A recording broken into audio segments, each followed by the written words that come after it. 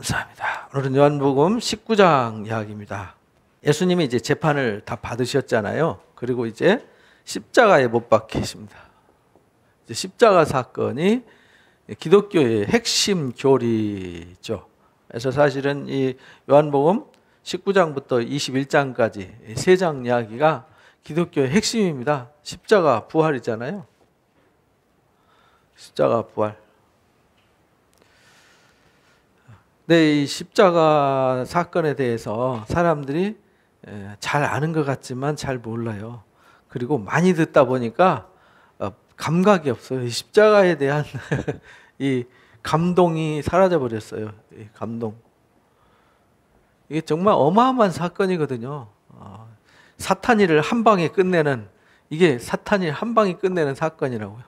그리고 우리를 사탄의 손아귀에서 한 방에 끝내서 영원한 하나님의 자녀가 되게 하고 하나님의 나라에 이르게 하는 이 기가 막힌 하나님의 지혜란 말이에요. 그래서 사도 바울은 이것을 하나님의 지혜라고 그랬어요. 지혜. 하나님의 지혜. 그래서 이 세상의 지혜로는 하나님의 지혜를 알지 못한다.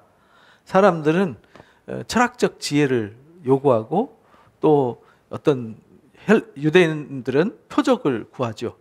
당시 헬라 문화권에 있었기 때문에 어떤 철학적, 학문적 어떤 이론이나 지식을 요구하고, 유대인들은 메시아가 오거나 하나님의 보낸 사람, 위로부터 오는 하늘의 사람들은 카리스마 리더십을 보여줬단 말이에요. 엘리야나 엘리사처럼 그런 놀라운 능력이 있을 줄 알았죠. 그런데 예수님은 진짜 말도 안 되게 처참하게 짓밟혀가지고 온몸이 다 뜯기고 찢기고 저주의 십자가, 이거는 십자가는 사형틀이잖아요. 이거 사형틀. 그것도 어떤 사형틀이냐면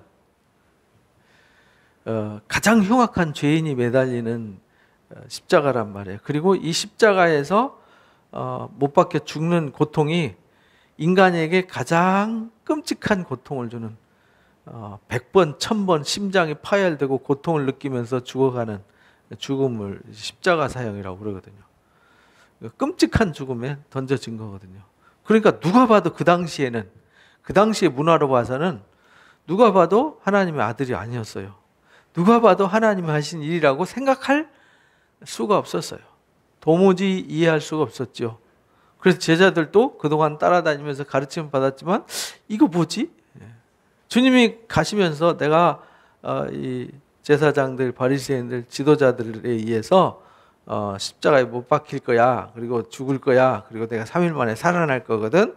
여러 번 말씀하셨는데 진짜 현장 앞에 이 수많은 구름대같이 모인 군중 앞에서 이 처참한 광경을 목격했을 때는요, 이해할 수 없었어요. 그래서 제자들 다 도망가고 베드로조차도 3번이나 부인했어요. 얼마나 두려운 일이었으면 예수님을 저주하면서까지 부인하겠어요. 맹세하면서 저주하면서 부인을 하잖아요. 말도 안 되는 얘기잖아요. 근데 여기서 3일 만에 이 살아나심으로 이 십자가가 결국은 죽음이잖아요. 죽음. 이 십자가는 죽음이란 말이에요. 죽음이 지혜란 말이에요. 근데 이게 뭐에 대한 죽음이었냐면 죄에 대한 죽음이었어요. 죄. 누구의 죄냐면 예수님 죄가 없으시잖아요. 그래서 죄가 없으신 하나님의 아들이 우리를 위해서 대신 죽어주신 대속의 역사였단 말이죠. 그리고는 살아나셨으니까 이제 죽음과는 뭐예요? 죽음과는 상관없는 새 생명의 역사를 보여주신 거예요. 그러니까 십자가 없이 부활 없어요. 부활은 십자가 없이는 존재할 수 없어요. 그러니까 십자가는 반드시 있어야 되는 거죠. 우리 신앙생활에서 십자가가 없는 부활, 십자가가 없는 영광은 없어요. 그래서 서양석담에 노크라운이라고 그러잖아요. 노페인, 노게인 이렇게도 표현을 하고요. 고통 없이 기쁨 얻지 못한다는 거죠. 고난 없이 영광 없다. 이것이 이제 십자가를 두고 하는 얘기거든요. 그래서 이 고난 없이는 부활이 없어요. 그래서 이 19장부터 이 10장까지의 스토리를 잘 이해를 해야 사도 바울이 전하는 복음이 무엇인지를 우리가 확실하게 알 수 있고요. 구약에서 말하는 구약에서 선지자들이 말하고 모세오경에서 말하고 하나님이 왜 이 땅에 아브라함을 택하셔서 어떤 일을 계획하시고 역사하셨을까? 그거를 알 수 있는 이 결론이거든요, 사실은. 결국 우리가 바라보는 게 이거잖아요, 그죠? 근데 이 부활의 영광, 이거 영광이라고 그래요. 영광. 부활이니까 영광이죠. 이 부활은 이 세상 육신의 몸을 입고 있던 이 세상의 몸이 아니고 새 몸을 입고 영원히, 여기는 시간이 없어요. 부활한 생명은, 우리는 시간이 있잖아요. 우리가 시간이 있는 이유는 사실은 시간은 존재하지 않는 거거든요.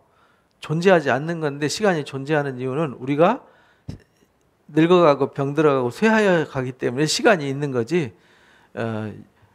지구가 한 바퀴 돌면 얼마다라고 시간이 측정이 가능하지만 우주 한복판에 갖다 놓으면 뭘로 시간을 측정해요? 아침인지 저녁인지 뭘로 알아요? 몇 년 지났는지 어떻게 알아요? 그래서 우리가 이제 이 태양계에 있는 별들이 수금, 지화, 목토, 천, 해, 명 이러잖아요. 마지막에 있는 별이 지구를 한 바퀴 도는데 260년 걸린단 말이에요. 우리는 몇 바퀴 돌아야 돼요? 반 바퀴 돌면 가는 거죠, 그죠? 반 바퀴는 고사하고 3분의 1 바퀴 돌면 이미 없어졌어요. 그러면은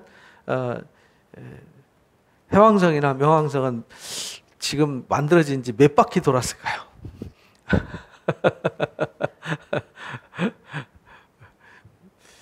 알 수가 없는 거잖아요. 그러니까 그 태양계 밖에는 시간을 뭘로 측정할까요? 측정 도구가 없고 기술이 없어요. 여기는 이제 태양을 중심으로 해서 지구가 한 바퀴 돌면 한 바퀴 도는 그 주기를 나눠 가지고 24로 쪼갠 거잖아요. 이게 한 바퀴 이렇게 도는 게, 이 지구가 스스로 도는 게 365.25 바퀴를 돌더라. 그 계산해 가지고 한 바퀴 도는 걸 1년으로 계산했잖아요. 한 바퀴 도는 걸 꼭 1년으로 계산해야 되나요? 그건 우리가 편리상 만든 거지. 그렇잖아요. 우리가 편리하기 위해서 나 한 살 먹었어. 그 말은 내가 지구 한 바퀴 도는 만큼 살았어. 2바퀴 돌았어. 나는 3바퀴 돌았어. 이 말이거든요. 그러니까 누구든지 100바퀴 돌면 가는 거예요. 근데 100바퀴 도는 거를 우리가 정해서 시간이라는 걸 만들어 놓은 거지, 사실 시간은 없는 겁니다. 없는 시간인데, 그렇잖아요. 시간이 위로 흐르는 것도 아니고 밑으로 흐르는 것도 아니고 옆으로 흐르는 것도 아니고 왼쪽으로 흐르는 것도 아니고 뒤로 흐르는 것도 아니잖아요. 근데 우리는 시계가 이렇게 오른쪽으로 돌아가니까 시간은 오른쪽으로 돈다라고 이해하고 있을 뿐이죠. 근데 오른쪽으로 도나요? 몰라요. 시간은요, 어디로 흐르는지 어떻게 생겼는지 아무도 모릅니다. 그냥 우리가 이렇게 물리적으로 계산을 해서 크로노스라는 시간을 정해놓고 카운트다운을 하는 것 뿐이죠. 그래서 고대 사람들은 자기가 나이가 몇 살인지 몰랐어요. 숫자가 없으니까. 그래서 유리병에다 넣어놓고 이렇게 몇 개 넣어놓으면, 왜냐하면 그 달 뜨는 거, 해 뜨는 거 이런 거 계산해가지고, 달력이 없을 때 나이를 뭘로 계산했겠어요? 내가 100살 먹었는지 1000살 먹었는지 뭘로 알겠어요? 만약에 우리가 달력이 없다 그러면은 지금 12월인지 뭔지 어떻게 알아요? 추우니까 겨울인가 보다라고 아는 거죠. 그래서 이 새 생명 얻는 여기에는요, 시간이 없어요. 영원한 거죠. 이 땅에서 우리가 이제 잠깐 있다가 하는 거잖아요. 잠깐 있다가 죽음이라는 것에 굴복하고 허무에 굴복하고 끝나는 거잖아요. 그래서 하나님이 우리가 허무에 굴복하는 걸 기뻐하시지 않는다. 그래서 우리를 거기서 구원하시기 위해서 하나님이 오셨어요. 그래서 이 구원하시려면 지혜가 필요해요. 왜 지혜가 필요하냐면, 모든 사람을 이 사망의 구렁이에 집어넣고 안 주려고 움켜쥐고 있는 자가 있잖아요. 누구죠? 사망의 주관자인 사탄이라고 하는 존재가 이걸 안 놔줘요. 그래서 아무도 공부 많이 하고 연구하고 노력하고 과학이 발달해도 여기서 벗어날 수 없어요. 이 사망의 권세에서. 그래서 이 지혜는 이 세상에 알 수 없게 하셨어요. 그래서 남들이 볼 때는 가장 미련한 거죠. 그래서 이게 십자가의 도는요, 미련한 거예요. 사람이 볼 때 미련한 거예요. 그런데 하나님 볼 때는 이게 최고의 지혜예요.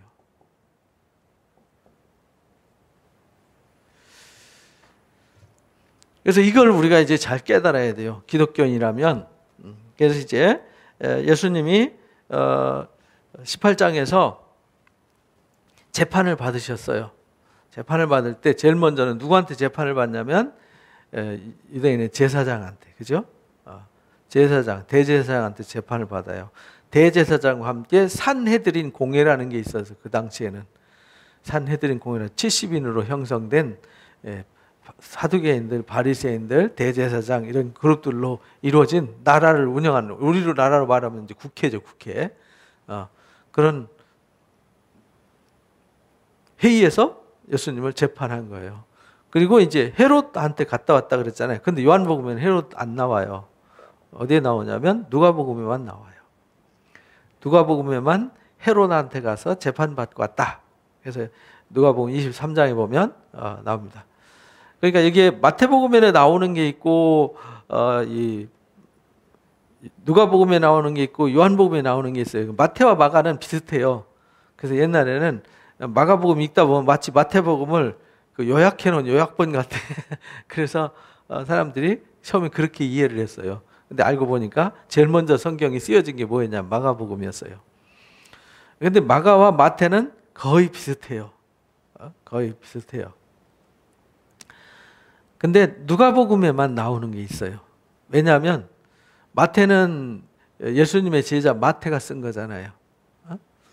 그리고 대상이 누구냐면 유대인 공동체, 쉽게 말하면 이스라엘 아브라함의 자손들한테 쓴 거란 말이에요. 그래서 시작도 아브라함과 다윗의 자손들한테 쓴 거예요. 그래서 시작도 아브라함과 다윗의 자손 예수 그리스도의 족보다, 이렇게 이제 그들한테 너희들 조상들의 언약대로 온 거야 라는 거를 마태복음 가르쳐 줬잖아요. 근데 마가복음은 이방 로마 사람들한테 쓴 거란 말이에요. 예수 그리스도의 복음의 시작이다 이렇게 설명해요. 왜냐하면은 뭐 아브라함이 누군지 노아가 뭔지 설명해봤자 아무도 몰라요. 무슨 말인지도 못 알아듣고, 그래서 다짜고짜 그냥 능력으로 나타나요. 예수님이 세례 받으시고 바로 복음을 전하시고 귀신을 내쫓고 능력을 행하는 사역으로 시작이 되어지는 거죠. 그러니까 마가복음은 전혀 달라요. 그러니까 마태복음은 왕으로 오셨어요. 유대인의 왕으로 오신, 왜냐하면 아브라함과 다윗의 자손, 다윗의 후손이 이제 나라를 다스릴 자로 오니까 이제 왕으로 오신 예수님을 우리가 배우는 거예요. 그러니까 마태복음의 이 십자가 사건도 유대인의 왕으로 오신 이로 표현이 되는 거란 말이죠. 근데 요한복음에는 똑같이 이렇게 기록해요. 근데 마가복음에는 섬기는 종으로 오셨어요. 섬기는 종으로 자신을 내어주고 고난을 당하러, 우리를 위해서 고난 당하고 자신을 내어주러 오셨어요. 그런 관점으로 이제 읽어야 되는 거죠. 그래서 다른 복음이지만은 같은 복음이란 말이죠. 한 분 예수님이 한 분이에요. 그런데 네 가지 관점으로 우리한테 오는 거죠. 예를 들자면 우리가 신앙생활할 때 성경 아무것도 몰라요. 성경 지식이 전혀 없어요. 세상에서만 살았어요. 이 사람한테 세가족 교육을 시키려면은 창세기 하나님이 태초에 어떻게 창조했냐면 왜 인간이 타락했냐면 이런 거 가르치잖아요. 그래서 하나님이 노아를 통해서 왜 심판하셨냐면, 하나님이 왜 아브라함 부르셨냐면 하면서 이제 많은 시간 들여서 가르치잖아요. 그럼 되게 힘들어요. 그죠? 근데 마가복음은 아주 간단해요. 생각해 보세요. 우리나라 처음 복음 들어왔을 때 다들 무당 푸덕거리만 하고 있었잖아요. 점쟁이하고 무당밖에 없었어요. 그래서 요즘 코로나 같은 전염병, 콜레라라든지 장질, 장티푸스, 뭐 이질, 뭐 이런 전염병이 돌면요, 누구 찾아갔어요?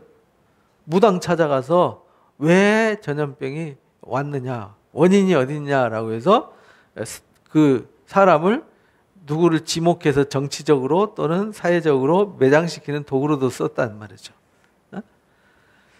그런데 예수님이 오셔가지고 그런 사람들한테, 귀신 들린 사람한테 귀신을 내쫓았어요. 열병 나는 사람한테 열을 내쫓았어요. 그럼 무당보다 더 세잖아요. 그러니까 예수 믿어서 막 암이 나왔어. 예수 믿어서 막 눈이 떠졌어. 예수 믿어서 안전병이가 일어났어. 예수 믿어서 전염병으로 10병 나가지고 죽는다고 했는데 벌떡 일어났어. 그러면은 그 사람이 무당 믿겠어요? 예수 믿겠어요? 그래서 마가복음이 그런 복음이라고요. 그래서 마가복음 시작하자마자 바로 능력으로 일하세요. 능력의 복음이죠.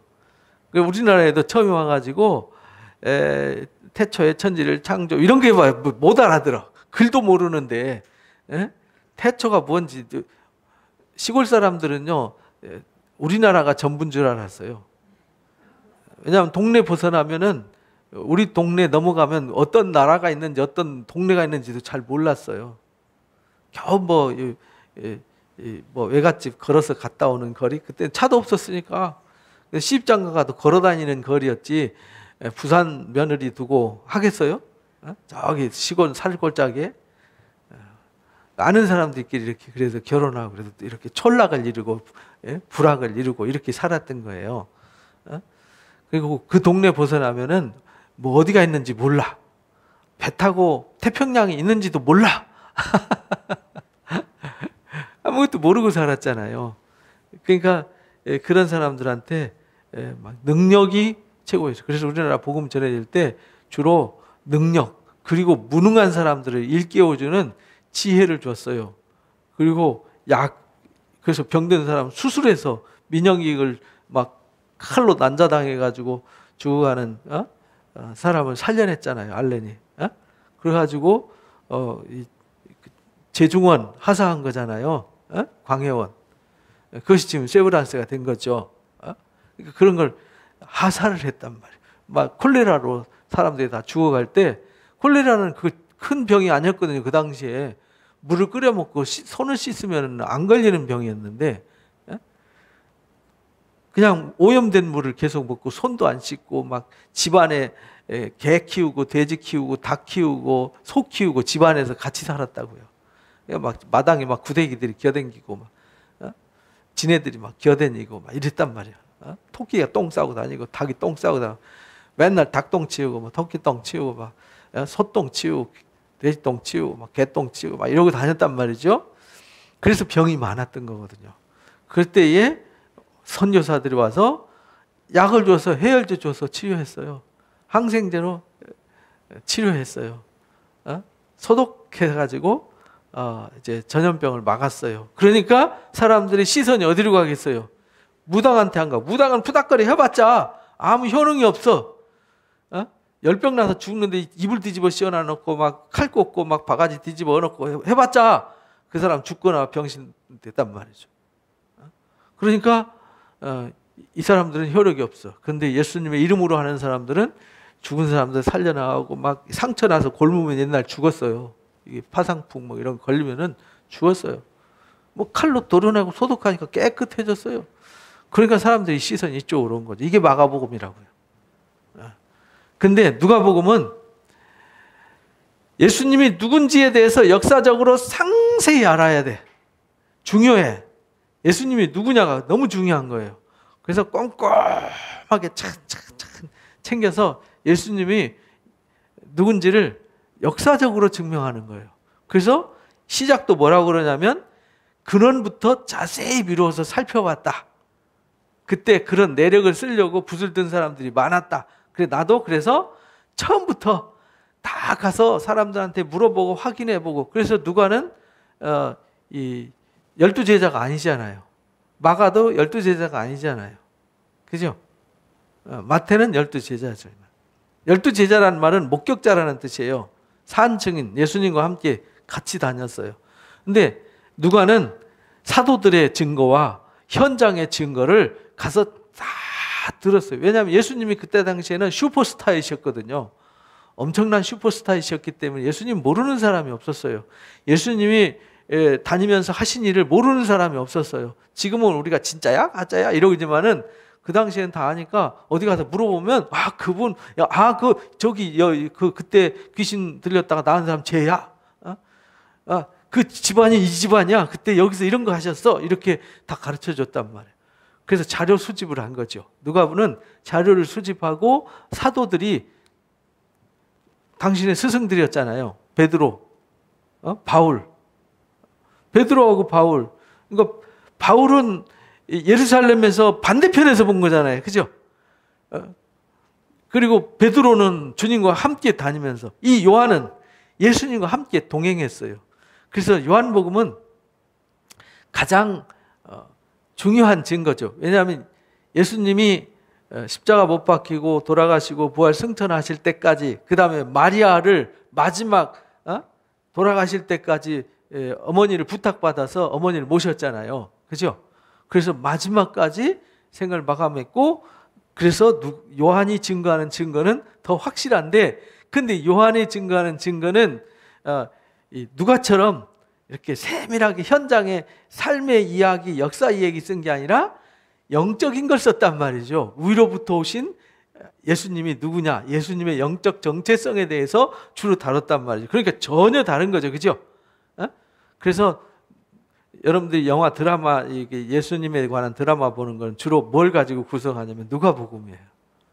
근데 거기다가 영적인 것을 던지면 요한복음을 첨가시키는 거죠. 근데 누가복음 쓰다 보면 거기에 이제 마태복음과 마가복음을 첨가시켜서 뼈대는 역사니까 누가복음을 중심으로 스토리를 구성하는 거예요. 그래서 여러분들이 그런 걸 알고 보시면 더 재밌고요. 또 이 복음이라는 것이 그렇게 대상이 다 달라요. 누가는 그래서 이방 사람들한테 당시에 이게 진짜냐? 그래서 역사를 꼭 증명해요. 그래서 누가복음 3장에 보면 뭐라고 썼냐면, 그 티베리우스 황제 때 티베리우스 황제 제15년에 이렇게 하니까, 그때 티베리우스 제15년 뭔 일이었는지 사람들 다 알잖아요. 그때 총독이 누구였냐면 본디오 빌라도였어. 그때 갈릴리 왕이 누구였냐면 헤롯 안디바였어. 이렇게 말해요. 그 다음에 그 동생이 누구였냐면 빌립이었는데, 그가 이드레와 드라고니 지방 사람들을 다스렸어. 이렇게 쓴단 말이죠. 역사적 근거를. 그리고 예수님이 호적할 때에도 그때 가이사가 이제 카이사르를 말하는 거예요. 카이사, 시저. 여기서 이제 가이사로 번역했는데 영어로는 시저라 그러고 라틴어로는 카이사르라 그래요. 율리우스 카이사르. 근데 줄리어스 시저, 영어로 그렇게 말하죠. 여기 이제 가이사, 이렇게. 아우구스토 이렇게 번역했지만, 아우구스투스 왕, 아우구스투스가 누구냐면 옥타비아노스라고는 초대 로마 황제란 말이죠. 가이사의 아들이죠, 아들, 양아들. 호적하라 했는데 이 호적이 퀴레니우스라고 하는 구레노가 수리아 총독으로 있었을 때 한 거야. 이렇게 역사적인 증거를 그래서 누가 보면 구체적으로 써요. 왜? 이방 세계에서는 그때가 언젠지, 진짜인지 가짜인지 알아야 되니까. 그래서 역사적 근거를 제시한 것이 누가복음이에요. 근데 요한복음은 우리가 지금까지 공부했듯이 전혀 다른 영적 정체성에 대해서 공부했다. 근데 예수님이 십자가 사건도 그래서 바라보는 관점이 다르다. 왜냐하면 예수님이 십자가에 못 박히는 그 상황도 이제 마태복음, 마가복음, 누가복음을 같은 관점에 썼어요. 그래서 뭐라고 기록을 하냐면, 바라바는 놔주고 예수님은 십자가에 못 박아라. 그리고 그들이 십자가에 못 박아라, 십자가에 못 박아라, 밀란을 일어나려고 해서 빌라도한테 넘겨줘요. 근데 빌라도와 예수님과의 관계 얘기는 깊게 다루지 않는데 누가복음에서는 아주 깊게 다뤄요. 그리고 마태복음에서는 또 이제 그 예수님이 십자가 못 박힐 때 그 빌라도의 와이프가 막 저녁에 아주 악몽을 꿔요. 그죠? 예수님 십자가에 못 박히는 이 사건 때문에 굉장히 힘들었다. 27장 19절에 보면 총독이 재판석에 앉았을 때 아내가 말합니다. 사람 보내가지고 오늘 꿈에 내가 그 사람을 위해서 애를 많이 태웠다. 그러니까 그 재판 함부로 하지 마라. 그러니까 옆에서 본인이 재판해봐도 옆에서 와이프가 하는 얘기도, 근데 단복음서는 이 얘기가 안 나와요. 그러니까 마태복음에만 나오는 게 있고 누가복음에만 나오는 게 있고 마가복음에만 나오는 얘기가 있어요. 요한복음에만 등장하는 얘기. 그래서 우리는 예수님을 종합하려면 네 복음서의 스토리를 종합해야 그때 상황을 짜집기를 할 수 있죠. 그렇죠? 왜냐하면 그때 상황을 100% 다 쓴 게 아니거든요. 쓰려고 하는 목적만 쓴 거예요. 그래서 십자가에 못 박혀서 7마디 하셨거든요. 근데 마태, 마가에는 엘리 엘리 라마 사박다니밖에 안 했어요. 한마디밖에 안 하셨어요. 누가복음에는 3마디 말씀을 하셨어요. 요한복음에 3마디 말씀하셨어요. 그러니까 마태, 마가에 하나와 누가복음 셋, 요한복음 셋 이래가지고 십자가에서 7마디 하셨다. 그래서 가상칠언 이래가지고 우리가 사순절, 뭐 종려절 이런 때 되면은 그거 막 암송하면서 그거 막 말씀 나누고 이렇게 하잖아요. 해보셨죠? 잘 모르시나? 그런 게 있어요. 그래서 이 십자가 사건은 너무 중요해요. 근데 이거를 별로 중요하지 않게 그냥 설렁설렁 많이 들었고 많이 아니까 안다고 생각해. 근데 사실은 모르는 겁니다. 그래서 자세히 다시 배워야 돼요. 그래서 이 대제사장들 산헤드린 공회에서 재판하고 누구한테 넘기냐면 빌라도한테 넘겨요. 근데 이 누가복음에는 빌라도에 넘기기 전에 헤롯 왕한테 가서 재판을 받아요. 헤롯 궁에 대해서 말씀을 드렸었죠. 이렇게 예루살렘에 있는데 여기가 성전 동쪽에 이렇게 있어요.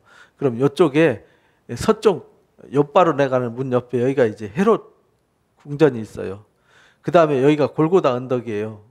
골고다 여기는 헤롯 궁전, 여기가 안토니오 요새, 여기서 이제 빌라도 총독이 파견 나온 파견 처소예요. 여기 성전이 있고요. 여기가 기드론 골짜기고 여기가 겟세마네고 여기가 이제 가야바 집에서 재판받고 이쪽 갔다가 이쪽으로 갔다가 다시 보내고 이렇게 갔다고 이렇게 설명을 드렸었죠. 십자가의 길이에요, 이게. 십자가의 길. 그래서 여기서 출발해 가지고 보라 이 사람이로다 라는 그 자리가 있어요. 가면 에키오모라고 하는 선언하는 자리가 있거든요. 거기서부터 예루살렘 성지 여행 가면은 거기서부터 예수님 십자가 이렇게 짊어지고 행진을 하는 거예요. 여기 골고다 언덕까지. 그러면서 예수님 십자가 지는 십자가 체험을 하거든요. 가면서 예수님이 넘어질 때 쓰러졌을 때 그 장소를 다 표시를 해놨어요. 스테이지를. 그래서 지금 여기서 지금 예루살렘 성전 옆에 파견 나온 로마 이제 군영에서 쉽게 말하면은 여기가 이제 가이사랴에 있는 출장소죠. 총독 출장소에 여기서 이제 채찍질을 당합니다.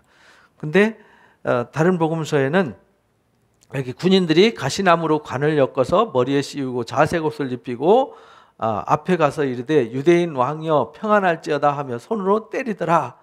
근데 다른 복음서에서는 더 리얼하게 마태복음과 마가복음, 누가복음에는 이 부분을 좀 더 리얼하게 예수님이 온갖 수치와 모멸과 조롱을 다 당하는 모습을 기록해 놨어요. 그러니까 예수님이 인간이 져야 될 모든 수치와 모멸감과 조롱 모든 것을 다 그 주님이 당하실 일이 아니잖아요. 우리가 죄 때문에 당하는 일이잖아요. 이 세상에 죄 때문에 전쟁이 일어나는 거거든요. 죄 때문에 병이 생긴 거, 죄 때문에 문제가 되는 거죠. 왜냐하면 사람들의 있는 죄성이 자기 이익을 취하기 위해서 남의 것을 빼들고 남을 누르고 내가 올라가야 되고, 그죠? 남을 끌어내려야 내가 올라가니까 안 내려오려고 그러고 올라가려고 그러니까 전쟁하는 거고요. 달라고 하는데 안 주니까 전쟁하는 거고, 서로 거래하자는데 싫다고 하니까 전쟁하고 이러는 거잖아요. 세상이 그렇게 해서 막 자기 편리한 대로 살겠다고 쓰레기 아무 데나 버리고 자기 쓴 거 감춰놔놓고 숨기고 해가지고 지구가 병들어가요. 그래서 어제 그저께인가 뉴스에 나오는 게 보니까 앞으로 2030년 되면 지구상의 온도가 아니 앞으로 50년 후에 지구의 온도가 한 6도 정도 더 올라간대요. 5도에서 6도가 상승된대요. 해수면 온도가. 근데 해수면 온도 0.5도만 올라가도 기상 이변이 일어나잖아요. 그럼 5도, 6도 올라가면 지구는 끝장나는 거예요. 온 지구가 난장판 되는 거죠. 그래서 이제 북극에 얼음 보기 힘들다. 그런 시대가 온다. 그럼 북극에 얼음이 없으면은 찬바람이 안 내려오잖아요. 그러면 우리 동네 어떻게 되겠어요? 계속 뜨거운 바람만 부는 거죠. 그럼 여기가 이제 사막이 되는 거죠. 비도 안 오고 이런 동네가 되는 거죠. 그래서 아마 과학자들이 종말을 예언을 해요. 지구의 종말이 가까웠다. 환경적으로. 왜냐하면 인간이 다 저질러 놓은 결과잖아요. 오염시킨 결과. 그래서 이 인간이 만든 작품이란 말이죠. 그래서 인간이 겪어야 될 모멸감과 수치와 조롱과 천대 받는 모든 그 심리적 아픔들을 예수님이 대신 짊어지셨음을 말씀하시는 거예요. 여기 예수님이 자색 옷을 그 머리에 멸관 씌웠다는 얘기는 이게 왕이라는 거죠. 왕이라며 해가지고 왕은 원래 금면류관 쓰는 거잖아요. 금관을 써야 되는데 거기다 가시로관을 씌워서 푹 씌우니까 그 고통 말로 못하죠. 이 머리에 가시 안 찔려봐서 잘 모르시죠? 찔려 보시면 압니다. 그거 씌워놓고요. 자색 옷 입혔다는 얘기는 네가 왕이니까 원래 자색 옷을 입으면 왕이나 귀족들이 입는 옷이잖아요. 그래서 자주색 옷감이 비쌌어요. 그래서 그 자주색 옷감 장사하던 루디아 얘기가 나오잖아요. 사도행전 16장에. 부자였어요. 그래서 사도 바울이 선교하러 다닐 때 선교 후원을 아주 든든하게 해줬던 교회가 빌립보 교회였어요. 그리고 그 사람만 좀 먹고 살만했지 나머지는 간수라는 건 아주 낮은 직업이거든요. 그리고 귀신 들렸다 치유받은 여인 그런 또 그 가족들 이렇게 모이다 보니까 가난했어요. 그런데 가난한 중에도 바울의 선교를 위해서 평생 헌신했던 교회가 빌립보 교회예요. 그 교회를 본받아 가지고 선교에 동참했던 교회가 데살로니가 교회예요. 그래서 그 교회들을 마케도니아 교회라 이렇게 말해요. 여러분들이 성경 읽다 보면 마케도니아 교회를 칭찬하는 얘기가 나와요. 그게 빌립보 교회, 데살로니가 교회, 베레아 교회가 마케도니아 교회입니다. 굉장히 아주 신선한 바람을 일으켰던 교회죠. 지중해 상에 있는 모든 교회들한테 동기부여를 확실하게 해주고 오늘날 우리한테까지 동기부여 해주는 교회들이기도 합니다. 그래서 왕복 입혔다고 조롱하는 거예요. 앞에서 이르되 유대인의 왕이여 평안할지어다. 아니 가시멜관 씌고 조롱하면서 평안하겠어요? 얼마나 조롱하는 거냐고요. 그리고 손으로 뭐 했어요? 때렸더라. 근데 마태복음, 마가복음, 누가복음은 침뱉었더라. 침뱉고 손으로 때렸더라. 막대기로도 때렸더라. 갈대 지팡이로 막 이렇게 때렸어요. 갈대 지팡이까지 짚혀주고. 왜냐하면 왕은 이 지팡이 짚고 왕복 입고 면류관 쓰고 탁 이러고 위험 있게 서잖아요. 근데 이 조롱하는 모습을 해놓은 거잖아요. 가장 멸시하고 조롱하는 거죠. 그리고 빌라도가 다시 밖에 나가서 말합니다. 보라, 이 사람을 데리고 너에게 나온다. 그래서 보라, 이 사람. 예, 빌라도가 밖으로 나왔다는 얘기는 유대인들이 이렇게 총독 관정이 있으면 여기가 이제 성전 벽이에요. 성전 벽이고 여기가 도로예요. 이렇게 도로. 여기가 근데 여기를 이렇게 십자가 지고 가는 거거든요. 근데 여기 도로인데 이 사람들 여기 와서 데모만 하지 이 안으로는 못 들어가요. 왜? 이방인 집이기 때문에 부정해져요. 안 들어가니까 여기서 재판하고 끌고 나와서 여기다 문 입구에다 세워놔 놓고 보라 이 사람이로다 한 그 자리가 여기가 십자가의 길 출발점이에요. 지금 예루살렘에 가면 그 바로 성벽 옆에 그 자리가 그대로 있어요. 거기 기념 교회들이 세워져 있고 그래서 보라 이 사람이로다 한 여기 너에게 나오나니 이는 내가 그에게 아무 죄도 찾지 못한 것을 너희로 알게 하려 한다. 나 못 찾았어. 마가복음 마태 누가도 죄를 못 찾았다 했는데도 계속 십자가에 못 박아라 십자가에 못 박아라 밀란이 일어나죠. 그래서 어쩔 수 없이 내주는 사건 얘기가 나오잖아요. 너희로 알게 하려 했다. 그러니까 예수님은 재판에서 죄가 없었어요. 이에 예수께서 가시관을 쓰시고 자색옷을 입고 우스꽝스러운 모습으로 지금 군중들 앞에 서 있는 거잖아요. 가시면류관 써 있고 자색옷 입고 이제 다른 보험서는 이제 지팡이까지 씻고 얼마나 우스꽝스럽냐고요. 그 비웃고 조롱하면서 박수 치면서 신나가지고 죽여라 죽여라 이러고 있단 말이죠. 이게 인간의 모습이에요. 좀 전까지만 해도 예수님 만나서 어떻게 하면 치료받을까, 어떻게 하면 내 아들 귀신 들린 아들 고칠까, 나 아픈 병 치유받을까 하고 구름대같이 몰려다니면서 호산나 하면서 난리치던 사람들이 지금은 뭐하고 있죠? 십자가에 못 박아라, 십자가에 못 박아라. 예수님의 제자들도 다 꽁무니 빼고 도망가고, 요한복음 6장에서 내 살과 피 먹어야 된다 그러니까 아, 그 말은 되게 어렵다 그러고 다 불러가 버렸잖아요. 그들에게 이르되 보라 이 사람이로다. 이제 문 앞에 나와서, 그래서 그리고는 대제사장들 아랫사람들이 예수를 보고 소리를 지릅니다. 여기 재판장에서 막 나와서 우스꽝스럽게 서 있는 예수님의 모습, 얼마나 초라하고 부끄럽고 수치스러운 모습이냐고요. 그렇죠? 우리 인간이 겪어야 될 그걸 대신 다 겪으신 거예요. 십자가에 못 박으셔서 십자가에 못 박으셔서 하는지라 빌라도가 이르되 너희가 친히 데려다가 십자가에 못 박으라. 나는 이 사람에게서 죄를 못 찾았다. 네가 알아서 해. 나는 죄 없어. 나는 이 책임 못 져. 근데 마태복음에 말씀하신 것처럼 와이프도 이제 내 밤에 이 사람 때문에 힘들었다. 그리고는 재판할 때 이 사람들이 뭐라고 자꾸 얘기하냐면 그 사람은 신성 못 오겠다. 왜? 하나님의 아들이라고 그랬다. 근데 자기가 봐도 위험이 있잖아요. 뭔가 다른 게 있어요. 자기가 재판을 많이 해보고 했지만 이렇게 십자가 앞에서 막 나 죄 없습니다. 살려주세요.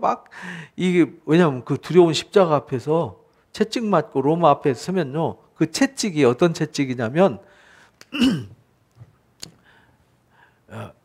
이런 막대기에다가 끈을 달았어요. 이렇게. 근데 여기다가 이렇게 막 납조각, 뼈조각을 달아놨어요. 그러니까 이걸로 딱 때리면은 어떻게 돼요? 납조각, 뼈조각이 막 살을 뚫고 들어가요. 그럼 확 당기면요, 살이 다 뜯어져요. 예수님이 밤새 두드려 맞으셨다고요. 그러니까 등이 어떻게 됐겠어요?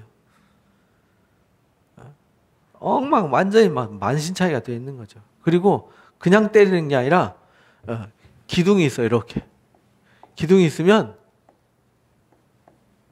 이렇게 묶어놔 놓고 치는 거예요. 묶어놔. 기둥에다가 그 기둥이 그 성묘교회 가면 이 기둥이 있어요. 이 기둥에다 묶어놔 놓고 이렇게 묶어놔 놓고 등 뒷짝을 그러니까 완전히 여기 기둥 때리듯이 이렇게 처참하게 하는 거죠. 나는 못 찾았어. 유대인들이 대답하되 우리에게 법이 있으니 그 법대로 하면 당연히 그가 죽을 것은 그가 자기가 하나님의 아들이라고 그랬다. 그러니까 이 빌라도는요 겁나는 거예요. 왜냐하면 유대인들은 하나님의 아들이라고 하면 신성 모독으로 생각하지만 로마 사람들이나 헬라 사람들은 신의 아들이 많았어요. 제우스 아들들이 많잖아요. 제우스 아들 많아요. 지난주에 우리가 시간에 대해서 카이로스에 대해서 말씀 나눴죠. 제우스 막내동이가 카이로스잖아요. 다 그 신들의 이야기란 말이에요. 신들의 아들들이 많았어요. 그리고 이 로마 황제도 신이란 말이에요. 그 신의 아들이 있어요. 그러니까 그들은 너무나도 당연스럽게 받아들이기. 그래서 이방 선교할 때 하나님의 아들을 복음 전하고 처녀가 잉태 아들 난다는 것을 유대인들은 못 믿었지만 이방 사람들은 믿었어요. 왜냐하면 아테네 가면 아테네가 그 아테나 여신의 이름을 지어서 아테네잖아요. 아테네라는 도시에 가면은 그 아크로폴리스라고 하는 돌로 된 언덕이 있어요. 그 언덕 평평하게 된 돌 위에가 그 아크로폴리스라고 그래요. 아크로가 언덕이거든요. 그 언덕 위에 도시가 있어요. 작은 도시가 있는데 거기에 신전을 세웠어요. 그 신전이 파르테논 신전, 유네스코 세계 보물 1호잖아요. 그 파르테논 신전. 그게 이제 파르테논이 처녀라는 뜻이거든요. 처녀 신전이에요. 그러니까 아테나 여신이 이제 처녀인데 자식을 낳아요. 그러니까 처녀가 자식 낳는 걸 헬라 사람들은 쉽게 받아들여요. 제우스도 바람 피워서 자식 많이 낳잖아요. 그러니까 신의 아들이라는 말이 빌라도한테는 보통 소리로 들리지 않았어요. 와이프도 막 꿈에 괴롭힘을 당했고 본인이 재판을 해도 다른 사람들과는 차원이 너무 달랐어요. 신의 위엄이 느껴졌거든요. 그러니까 이 죄가 없는데 왜 자꾸 죽이려고 그러지? 이것 때문에 두려워서 하는데 이 정작 유대인의 왕으로 오신 예수님은 유대인들은 죽이려고 하고 죽여라고 죄 없는 사람을 죽이라 그러고 흉악한 죄인은 놔주라고 한단 말이에요. 그러니까 빌라도가 더 죽을 지경이죠. 빌라도가 이 말을 듣고 더욱 그래서 두려워했어요. 이거 아니까 신의 아들이라는 것이 보아도 느껴지잖아요. 그죠? 예수님이 보통 사람이 아니라는 것을 아니까 느껴지니까 경험되어지니까 그리고 주변 정황이라든지 상황 봤을 때 야 이거 잘못하면 내가 벌 받겠다 두려웠어요. 근데 이 이야기는 요한복음에만 기록이 돼 있어요. 마태복음에는 꺼려 했더라 이러지만 여기는 정말 두려웠어요. 그죠? 다시 관정에 들어가서 예수께서 말하되 다시 관정을 끌고 들어갔어요. 여기서 안으로 다시 들어가는 거죠. 하도 난리치니까. 유대인 법대로면 죽일 자인데 왜 못 죽이냐면 당시에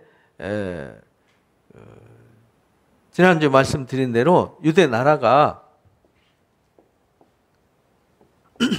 이렇게 생겼는데 여기가 유대 지방과 사마리아 지방 여기 요 지역 요 지역은 총독 정치를 했다 그랬잖아요. 총독. 왜냐하면 아켈라오가 쫓겨난 뒤로 이제 여기 로마 직할 도시로 이렇게 통치하고 있었어요. 그리고 여기는 갈릴리 지방은 헤롯 안디바가 다스린다 그랬잖아요. 이쪽 들어오는 지방은 헤롯 빌립이. 그러다 보니까 이쪽에 있다 보니까 여기 법으로 로마 법으로 유대인들은 자기 법으로 사람을 함부로 죽일 수 없었어요. 왜냐하면 밀란이 일어나거나 사고가 생기면 여기 로마 총독이 책임을 져야 됐어요. 그러니까 로마 법으로 제한을 하고 있고 로마 법의 재판을 받아야만 사형을 할 수 있어요. 그래서 우리 법대로 하면 사형이다 이렇게 말한 거예요. 그래서 못 죽이고 대신 죽여달라고 황제한테 총독한테 요청을 하는 거죠. 마태복음에는 그렇게 나와요. 원래 둘이 달랐는 평소에는 싸우다가 지금 예수님 앞에 놓고는 친구가 되었다 이렇게 말해요. 함께 연합해서 예수님을 십자가에 못 박는 거죠. 다시 관정에 들어가서 예수께 말하되 너는 어디서부터 왔냐? 그러니까 하나님 아들이라고 그러지. 본인이 봐도 위험이 느껴지지. 와이프 와서 뭐라 그러지? 그러니까 너 어디서부터 온 거야? 이렇게 물어봐요. 그러니까 유대인들과는 다르게 질문을 하는 거죠. 근데 예수께서 대답하여 주지 않아요.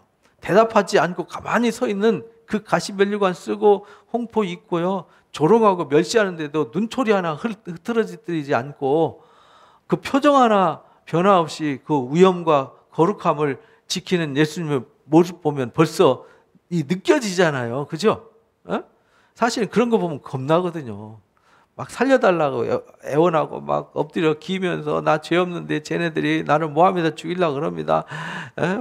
총독이요 나를 불쌍히 여기시고 도와주십시오 살려주십시오 애원하고 이래야 되는데 예수님은 전혀 아주 위풍당당하시고 그 채찍 맞으시고 가시면류관 쓰는데도 전혀 미동하지 않는 그걸 보면서 빌라도가 두려웠던 거죠. 빌라도가 이르되 내가 말하지 않느냐 내게 말하지 않느냐 내가 너를 놓아줄 권세도 있고 못 박을 권세도 있는 걸 알지 못하냐? 내가 또 놓아줄 수도 있어 이 말이거든요. 근데 예수님이 뭐라는 거 아니? 어디서부터냐 할 땐 말 안 하셨는데 위에서 너한테 그런 권세를 주지 않았으면 나를 해할 권한이 없다. 그러므로 나를 내게 넘겨준 자의 죄는 더 크다. 네가 여기에 있는 거 너 때가 되어서 이 일을 위해서 너 여기 와 있는 거야 이 말이거든요. 그렇잖아요. 빌라도는 참 불행한 총독이죠. 해필은 그때. 근데 그 때가 돼서 그 일을 하기 위해서 거기 하나님이 세우셨어요. 하나님 허락하심으로 세워졌다. 그래서 로마서 13장에도 그렇게 말해요. 1절에 이 세상의 왕들도 권력자도 다 누가 세워요?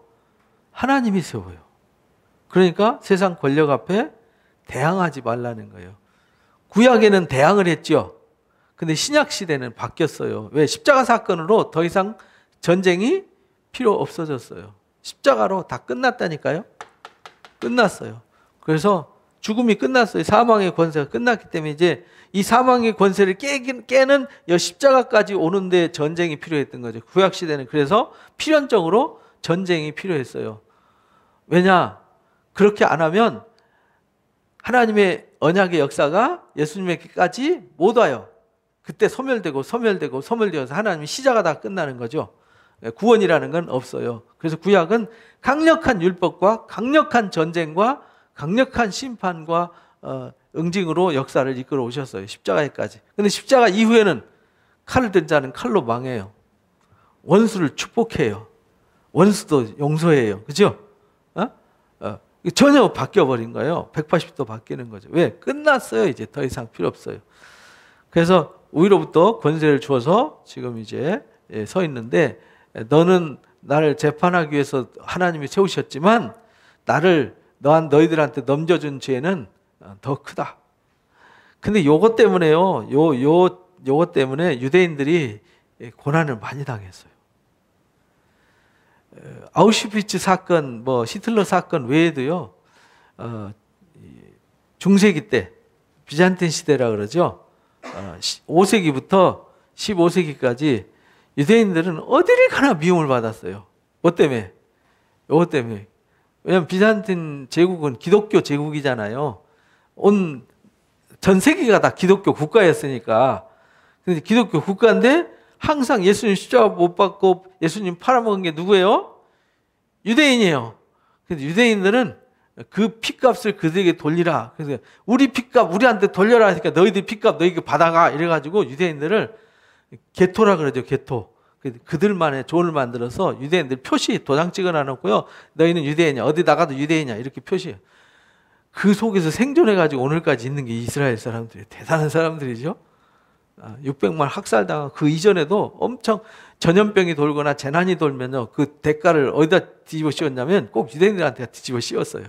근데 유대인들이 그 속에서 생존하면서 그들끼리 아주 똘똘 뭉쳐서 유대인들은 지금도 전 세계 어디 가면 한 가족이에요. 유대인들 대학생들이 1학년 마치고 중국에 간다, 아니면 러시아에 간다, 유럽 어디에 간다, 가면 유대인들 존이 있어요. 거기 가면 걔가 정착하고 가면은 여기서는 뭘 배울 수 있고 여기는 어떤 특징이 있고 다 가르쳐줘요. 정보를 공유하는 거죠. 그러니까 다 먹고 살 수 있어요. 전 세계 어디를 가나 유대인들. 우리나라는 한국 사람 가면 등쳐먹죠. 유대인들은 그게 달라요.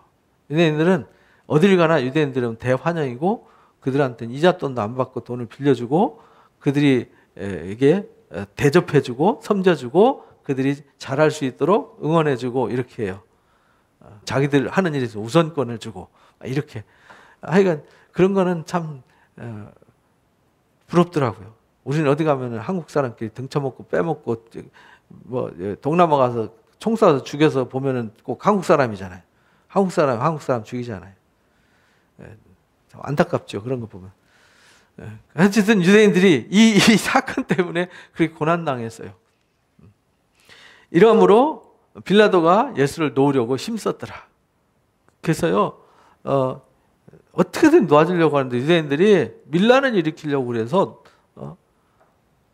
가이사의 충신이 아니라고 그 사람 놓아주면 무릇 자기를 왕이라고 하는 자를 가이사에게 반역하는 건데 그걸 놔주는 거는 가이사한테 반역하는 거다 해가지고 하니까 이거 빼도 박도 못하는 거예요. 빌라도가.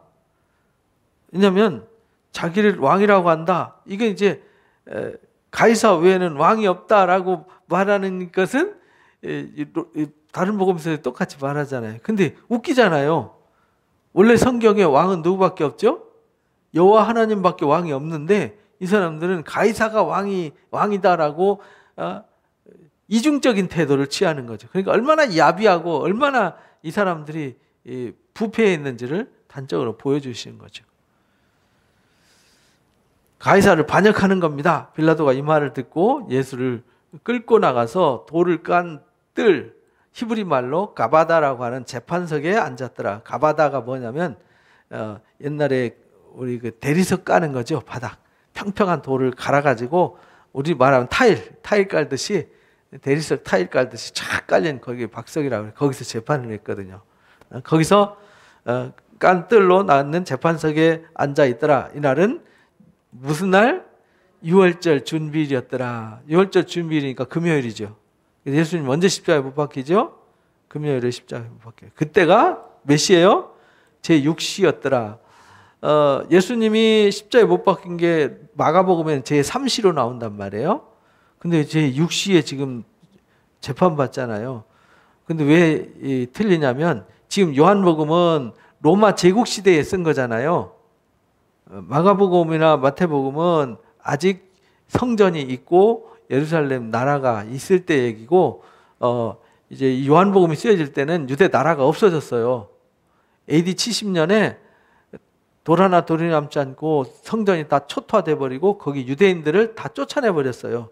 그러니까 기독교인들도 덩달아 쫓겨나서 예루살렘과 유대 땅에 유대인들을 다 추방시켰기 때문에 없어요. 그리고 그 땅을 나중에는 2차 반란이 132년에서 135년에 일어나거든요. 그때 하드리아누스 황제가 아예 지도를 지워버렸어요. 지워버리고 그 땅 이름을 팔레스타인이라고 이름을 지었어요. 팔레스타인이 영어로 이제 팔레스타인이고 블레셋이거든요. 블레셋. 블레셋 땅 이렇게 말해요. 왜냐면 유대인들이 제일 싫어하는 사람들이 블레셋 사람들이었거든요. 왜냐면 옆구리 가시가 돼갖고 늘 괴롭혔으니까. 그래서 지금까지 그 땅 이름을 뭐라고 그래요? 그때 만든 로마 사람들이 지도 만들어놔서 지금까지 그 땅을 팔레스타인이라고 그래요. 그래서 이 요한복음이 쓰여질 때는 90년대란 말이죠. 90년대 중반, 후반 이때 쓰여졌기 때문에 한참 나라가 없어지고 로마 제국 시대에 있으니까 시간을 뭘로 쓸까요? 로마 사람의 시간으로 쓴 거예요. 마테마가는 유대 사람들의 시간으로 쓴 거예요. 그러니까 시간이 다르죠. 그러니까 로마 사람들은 태양력을 썼기 때문에 밤 12시를 영시로 계산을 했어요.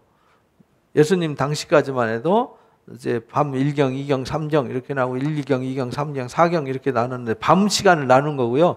이 다음 시간이 이게 아침 시간이에요. 6시면은. 그죠?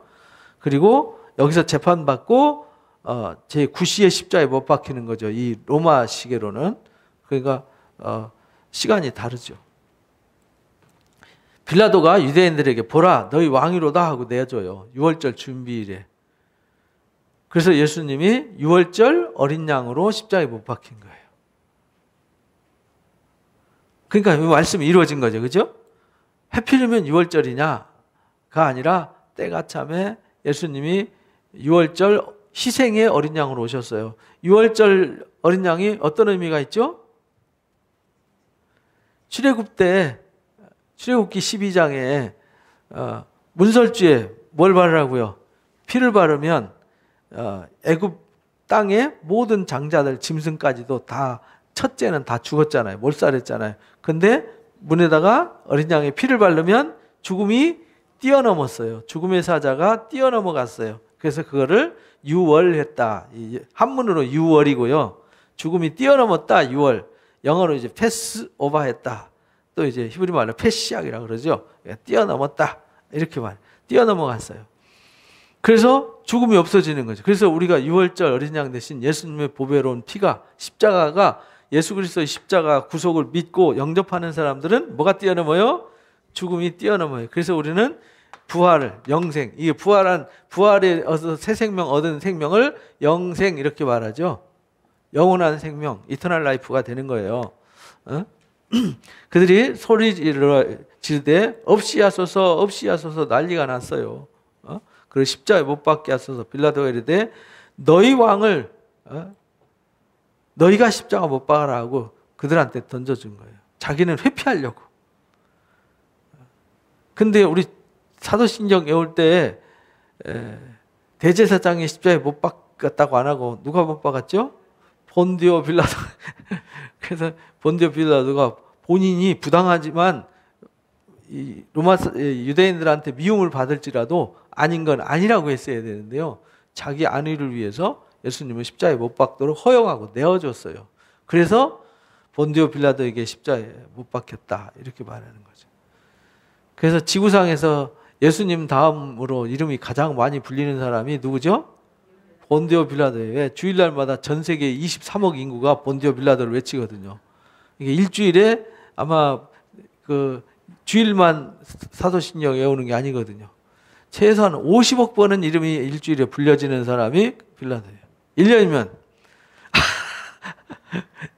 곱하기 52 엄청나가죠.